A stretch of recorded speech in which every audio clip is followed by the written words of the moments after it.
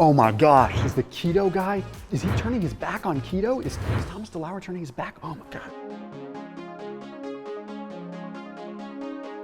No, I'm not turning my back on keto. I just do sincerely believe that intermittent fasting is going to outlive keto in terms of adherence and in terms of just people's interest. Does that mean that keto is going to decrease in popularity? Not necessarily. I think it's here to stay, but I think intermittent fasting is going to be one of those things that can continue to grow. And I have some very solid reasons as to why. And this could just be my opinion, but I also think there's a lot of things here that we could change and we could start to look at to maybe make it so that the media doesn't have such a heyday bashing keto, and so that the internet doesn't have such a heyday making the keto group feel like such a minority. So whether you do keto or not, I think you're going to find this video interesting because it's really going to outline some of the social norms piece and just the big picture of why intermittent fasting might outlive keto. Today's video sponsor is LMNT electrolytes. So whether you are doing keto or fasting, you've got to check them out. Okay, so they have a free trial, so a sample pack of 8 different flavors of LMNT. So a sample pack of 8, and you get it for free. You just pay a couple bucks shipping. That way you can give it a try. So if you're intermittent fasting and you want to have some electrolytes, get a little bit of flavor during your fast, hands down, like LMNT is amazing. And if you're doing keto, it's very important that you get the sodium values up a little bit as well too. So I definitely recommend it. It's what I use. I use it all the time when I'm fasting. I usually go through 1 to 3 packets of LMNT when I'm fasting just because I really love it so much. It gives me something to consume, and I also feel like I feel more alive with it. So again, that link is down below, or you can go to drinklmnt.com/Thomas. That's drinklmnt.com/Thomas. And that way you can get a free trial, you just pay shipping. So definitely recommend them, and a big thank you for sponsoring today's video so we can keep doing what we do. That link is down below. The first thing I want to address, keto has a lot of things that you need to change in order to implement it, okay? You have to overhaul your kitchen. You have to overhaul your pantry. And I'm not suggesting that's a bad thing. I think it's great for everyone to go through kind of this big, giant, like, turn of events there. That's big, but that's also going to be a huge barrier for people. I don't want to change my entire life. I just want to change a few things, right? Okay, fasting, you don't have to worry about that, right? You could essentially eat however you're eating now. It's a timing system. You could eat vegan, you can be paleo, you can be pescatarian, you can eat rocks. I don't care. You can do that. You just have a defined fasting period and a defined eating period, which is much more realistic and attainable for people and sustainable. There's no changes to your grocery shopping. Like, again, I'm not bagging on keto. I'm just poking holes in why people maybe don't start it or maybe write blogs against it that we're always having to fight against, right? Okay, yeah, with keto, you'd have to go to the grocery store. You'd have to change your grocery list. Fasting, you don't have to do anything. As a matter of fact, you just probably save some money because you're just eliminating a meal. Pretty straightforward. All in all, keto is just seen as a bigger change. There's going to be a small subset of people with intermittent fasting that are like, it's harder for them to eliminate breakfast or eliminate a meal than it is to go keto, but I think that's the minority. Now, the other piece that's extremely important is the social inclusion and the social isolation piece, okay? When you look at keto, it's absolutely 100% doable to go to almost any restaurant and find a way to eat keto. Thai food is difficult, but I've done it, okay? You have to pay attention, you have to make changes.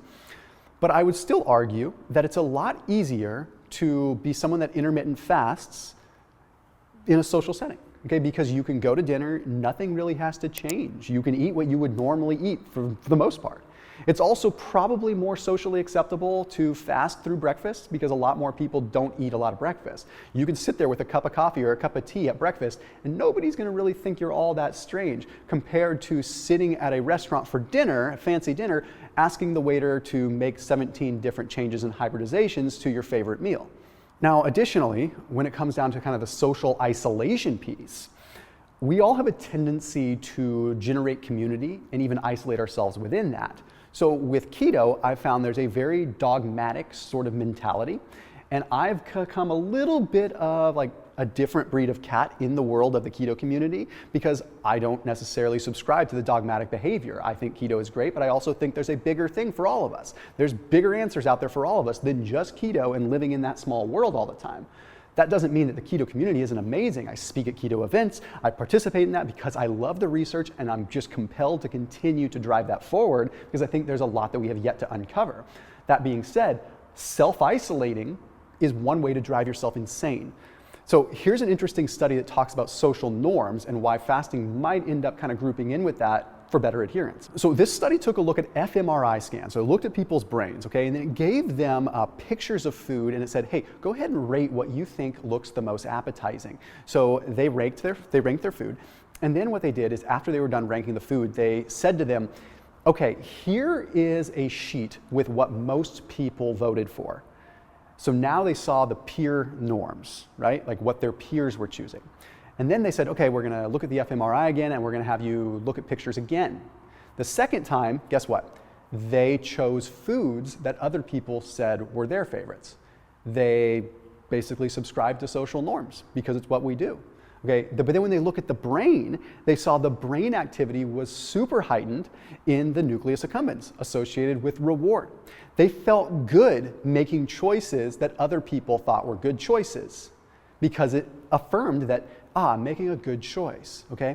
So when it comes down to the social aspect of fasting, being able to eat the same foods that other people do can be good. Does that mean that what other people eat are amazing foods and we should be eating them? No, but for adherence and for the long haul, it's probably going to work better because people are wired that way. Some people aren't, you might not be. Honestly, I'm not anymore. This is my life, this is my career. I talk about this stuff. So I'm not going to give a care what people think about what I eat, but that's me.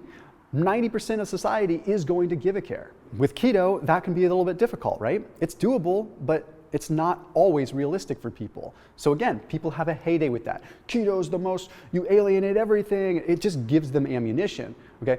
But then let's talk about the bursts, right? Now what I mean by that is with fasting, humans really operate well with short-term goals. With keto, there's a tendency to feel like you're consistently going to be doing it forever, and you feel like, and then you reach a plateau, and it can be the most discouraging thing. Fasting works well from a sustainability standpoint because we can usually go X amount of time without eating and force ourselves to deal with it and be strong, and then have a feasting period. With keto, you're not necessarily fasting, or maybe you are. Keto and fasting works phenomenally well, but that's obviously a lot for people to take on. So you have to put that into consideration too, is the fact that we work well in intervals, in bursts like that, and for sustainability, it probably would work better. That being said, keto is also very satiating. So for a lot of people, if they do keto right, they feel like they don't need to have any kind of bursts. They just feel good, they feel satiated. So I'm not saying keto's bad, once again, I'm poking holes so people can make a decision, but also so people that are new to this channel that haven't been watching content can say, okay, maybe this guy's reasonable, maybe he's not a keto zealot, and maybe I am gonna choose to do fasting, and then if I like keto, I'll try that too. The next one is so important. Keto for weight loss still requires a deficit. The carb insulin model is somewhat real, okay, by modulating insulin levels, by bringing insulin levels down, we do make fat more accessible to be burned. Okay, there's no denying that, but you still have to be in a deficit. Now, that deficit is relative. That deficit in keto might be different, right? My point in saying that is, if you're doing keto for fat loss, for weight loss, you still need to be in a deficit. So it's still a diet. So in terms of sustainability and what the outside looks at looking in, they would say, well, fasting makes more sense because it's a lot easier for me to just have a caloric deficit during my fast and then have my feasting period where I probably won't go over my surplus. I won't go into a surplus, excuse me. So yeah, from a caloric deficit standpoint, it's probably easier to end up in a deficit with fasting than it is with keto because keto foods are very caloric, right? Macadamia nuts, a couple hundred calories in this many. It's very easy to go over your calories. Anyhow, moving on to the next one that ties in with that.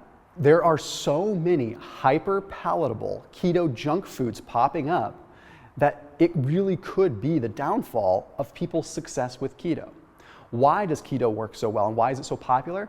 Because it does work. It's not because people like me are shouting from the rooftops. It works everywhere you turn. I can probably see in the comment section below, comment, how much weight have you lost? You've probably lost a lot, right? It works. But when we start having these hyper palatable foods coming in that are just like junk foods, that weight loss is going to slow down.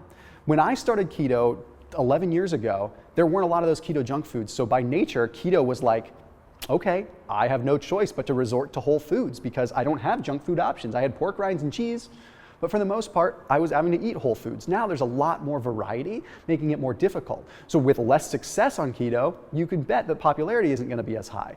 On the other hand, that's marketability, and that's bright colors that are attracting people. So on one hand, you've got a lot of attraction, but on the other hand, if there's not actual results and outcomes, it can't live forever. Whereas fasting, again, you could kind of eat whatever you wanted to. Now in tandem with that last one, because there are so many dirty keto options available and keto fast food options and things like that, people aren't getting micronutrients. They're not getting fiber in. They're not getting these things, making them not feel all that great. But more importantly, well, I guess it's not more important than that, but more obvious, the public has a heyday with that. What we see and what the public sees of keto right now is everyone driving through a Carl's Jr. drive-through, getting a cheeseburger with no bun, and then following that up with a bunch of keto junk food and not getting micronutrients. They don't see it as eating whole foods. They don't see it as eating a Mediterranean style keto with some vegetables and some Brussels sprouts and some olive oil and some chicken and some fish, and eating this nice, delicious meal the way that it really should look. Okay, and a lot of that is our own doing, okay? We have over-marketed keto ourselves to the point where now, what do you know? You have people coming in from every angle saying, this is what keto looks like. It's just red meat and cheese, and it's just this. And they are incorrect, but that is what is visible, okay? So that is something that a lot of it is out of our control, but we also vote with our dollars, and we can start making decisions on that. I am still guilty of going through a drive-thru every now and then and getting a burger patty with some cheese. Yeah. But I don't make it my norm, and I don't give them necessarily the acknowledgement to try to push it heavily, heavily, heavily. I want people to make good decisions that they can sustain and they can keep up. But you have to remember what people see. The more that the media and public and blogs put out there that keto is just red meat and cheese, the more people are going to steer away, especially with this heavy, heavy, heavy plant-based and vegan movement going right now. Keto is so opposite seeming of vegan and plant-based and all that it seems like it's the enemy, when in reality, it shouldn't be so opposite. Okay, it doesn't have to be 100% meat and cheese. It can be honest amounts of meat, honest amounts of cheese, and keep it in a nice, healthy spectrum. Okay, the more that we alienate and polarize ourselves from this movement that's moving forward right now, you can bet your bottom dollar that the media is going to love to push that out there. Okay, so we have to just be careful with that. And I'm not saying even the media is bad in that case. It's just what is visible, right? The last one, and this is one that really just gets me. People push keto as an alternative rather than a tool. And they even push it as an alternative to just health. There's the keto way of living and there's the non-keto way of living. And there's the keto alternative wellness where you won't need, I don't think that's the right way to go. That makes it feel good to the community, but that makes it seem like if you're not a part of this crowd, then you're bad. And that also makes it seem like you're trying to polarize so much that you might get a small fraction of people, and that's great because that small fraction of people is going to get tremendous effect and benefit, but it's not going to get the attention and the love that it deserves for a long time. So like, how can you play your part? Do what works for you, but also keep an open mind on things. Okay, if something works for you, continue to do it and talk about it. But talk from passion in your own experience, not from what someone on the internet tells you to talk about. I guess you should turn off this video then, huh? As always, keep it locked in here on my channel. I'll see you tomorrow.